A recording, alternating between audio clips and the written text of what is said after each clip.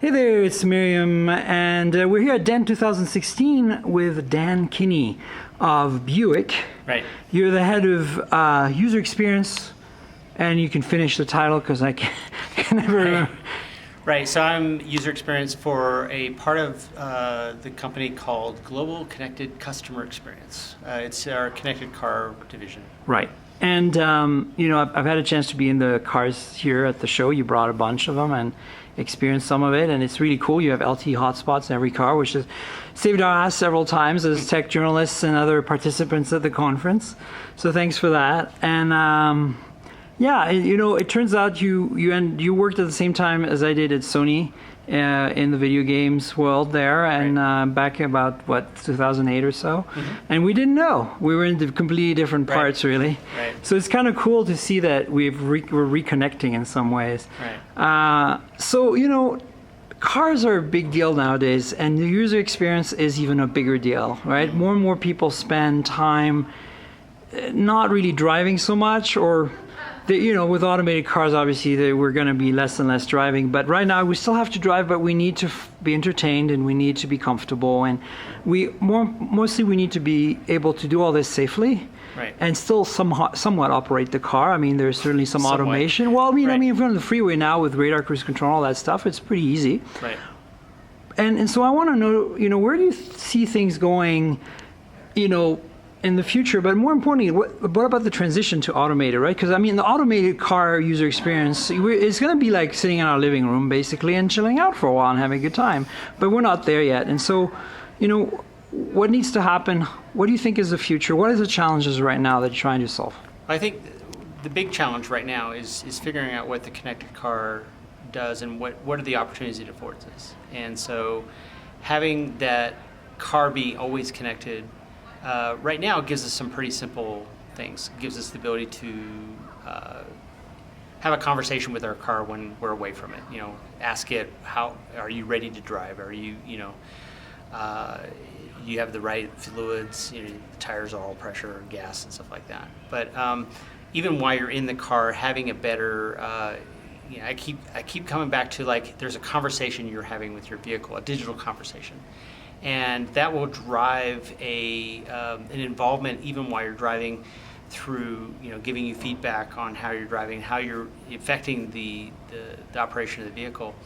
As you go to autonomous, that connectivity is even more important, because it's not only you talking to the vehicle, but it's also your vehicle talking to other vehicles and making sure that they're all, letting each other know where they are and where they're going. Cool. And so your role is to define the user experience not just from an entertainment, climate, and navigation point of view, but also from how do we have, as a driver, some great feedback, and especially when car-to-car communications becomes more common, which is about to be, right? It's getting close. They're kind of starting to talk about standards and everything. Right. So, yeah. Well, so the thing I'm focused on right now is still, bit of a baby steps from that perspective.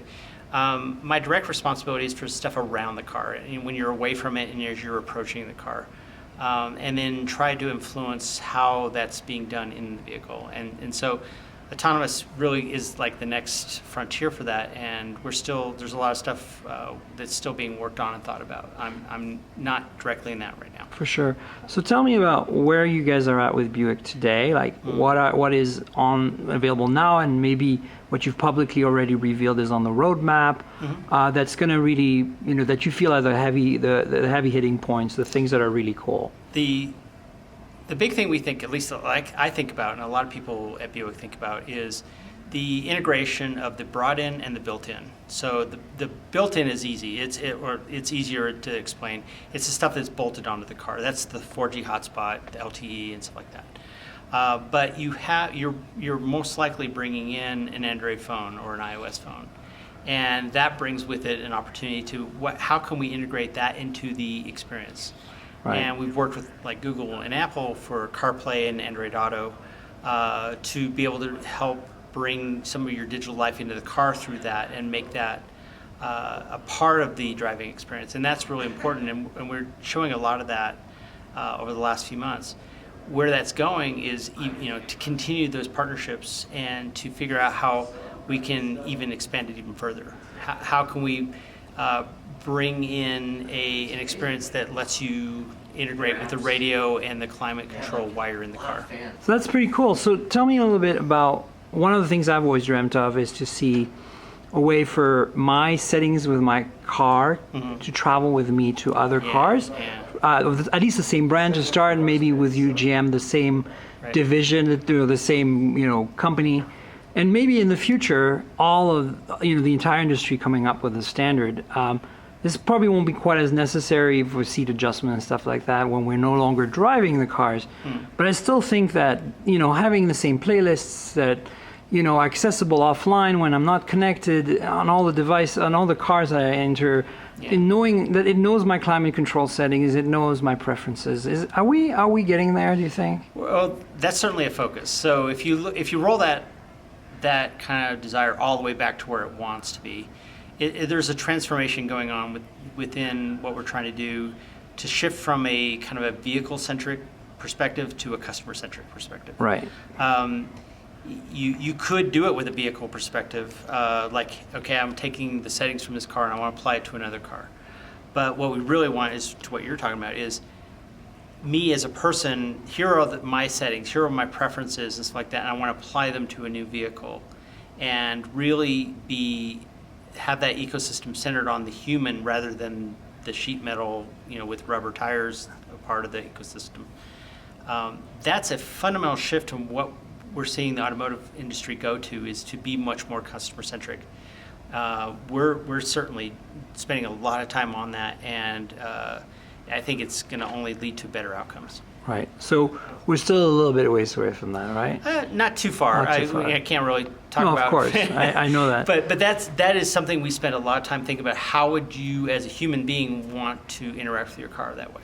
Do you also look at the interaction of the car? We talked about car-to-car communication, car-to-infrastructure, or vehicle-to-infrastructure. Obviously, is going to be coming into play as well.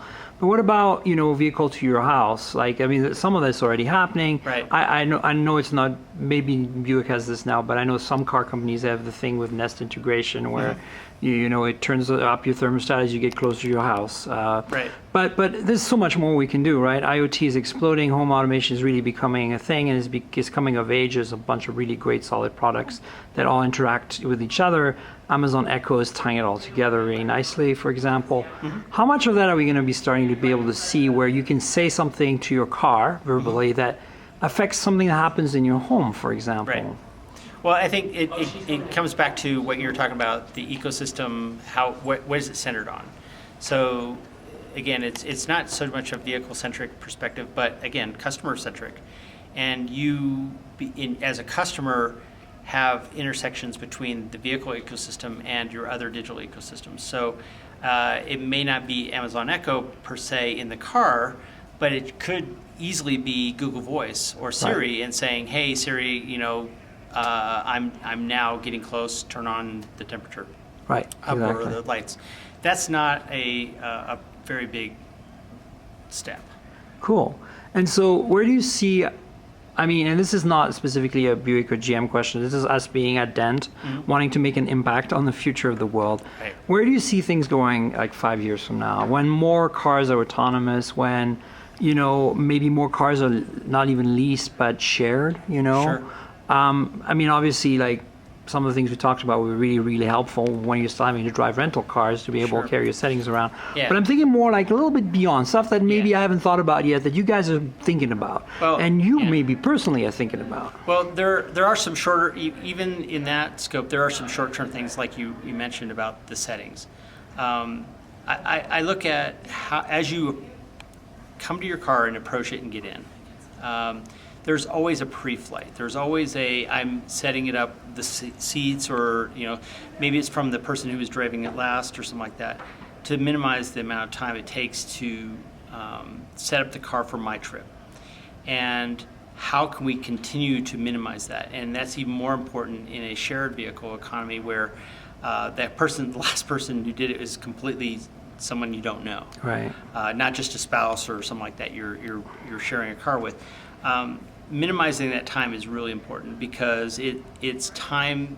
It's friction, right? Well, it's friction, but it's also if you're like a lot of people, you get in the car, the first thing you want to do is drive it. You don't want to spend time setting it all up. Yeah, totally. Cars are meant to drive, and the fun of being on the road. And so the idea is that if you didn't know about a setting and you already started driving, a lot of people will try to make those settings while they're driving, which is not very safe. Exactly. We want to do that as much as possible and automate it, make it easy. Awesome. Well, listen, we don't have too much time left. I wanted this video, keep this video a bit short. Any parting words, things that you think that the consumers out there should be looking for, that they should get excited about? I think that the foundation of a lot of the future things that we're doing, as simple as something like what we're doing with Apple CarPlay and Android Auto, all the way to where we're going with autonomous. There's a foundational element there, which is connectivity, and making sure that connectivity is solid, that connectivity is reliable, that it contributes to the overall safety and security of the vehicle experience. And that's something that we've been, this year, OnStar as a service is actually turning 20 years old. Wow, it's amazing. And we've been doing it a while, and so that's a lot of stuff that we need to make sure that is a foundational part to where the future is. And other people will probably learn from what we've already learned, but we're building off of that, and that's something that's really strong for us as a brand and as an engineering group. That's awesome. And obviously LTE in the car is a good step towards that. And listen, thanks Dan so much. It's kind of late here at Dent. We're all hanging out, and I kind of kidnapped you, so I appreciate your time. And stay tuned for more, guys. We'll have more information about what Buick and GM are doing in the connected car world very soon. Thanks again, Dan. Great. Thanks, Marion.